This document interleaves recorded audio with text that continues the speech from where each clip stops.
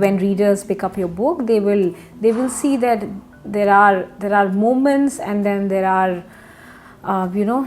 moments in our life which we have often ignored, or maybe we are conditioned in a particular way that we don't think that they're important. But you've looked very wittingly, you've looked at those aspects and to define if they're home.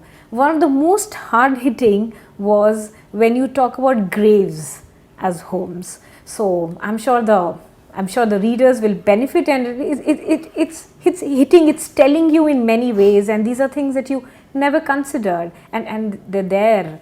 So just tell us a bit more about that. Yeah, it sounds morbid when you I don't like to talk about it even with my own friends, because वो सोचेंगे कि ये she's not thinking right or something like that.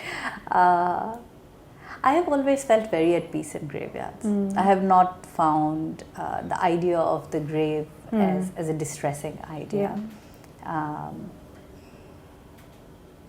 I think of it as a resting place. And the thing is that why I wrote the chapter is that I started to think of home when we say that question, when we say there's no place like home. Why do we say that? Why is there no place like home? Because it's a place where we feel welcomed, where we have a right to be, and where we are at rest. अपने घर में कुछ भी कर सकते हो, right? Nobody challenges you in your own home कि आप ये नहीं कर सकते, वो नहीं कर सकते. बहुत बंदिश होती है that home stops feeling like home, right? Yeah. So I think of it as a place of rest. You go there to sleep, right? Home, even if you don't have a very good home, at the very least it's a place to go to sleep. जिनके पास कुछ नहीं होता, झोपड़ी भी होती है. At least it's, it's a roof, it's four walls, it's something. It's a resting place. And then the grave is also a resting place. It's the final resting place. So which is why I made the connection between the two. And in Sufi thought, of course, you not only is it a grave, a final resting place, our ideas of home is also that home is elsewhere. ये दुनिया जो है, ये अपनी नहीं है. And the next world is where you really belong. So I was playing with all of these ideas, and personally also, I think that ultimately यहाँ तो रहना नहीं, ultimately तो कहीं और ही जाना है. I don't know कहाँ जाना है, but so yeah, I mean, if you're lucky and anything at all of you remains, then some memory will remain, and maybe a grave will remain.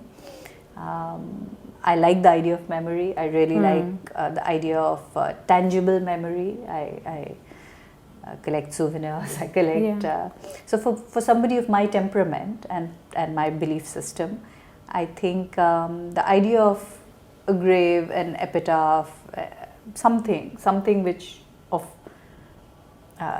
something remaining by way of tangible memory is an appealing idea. Yeah.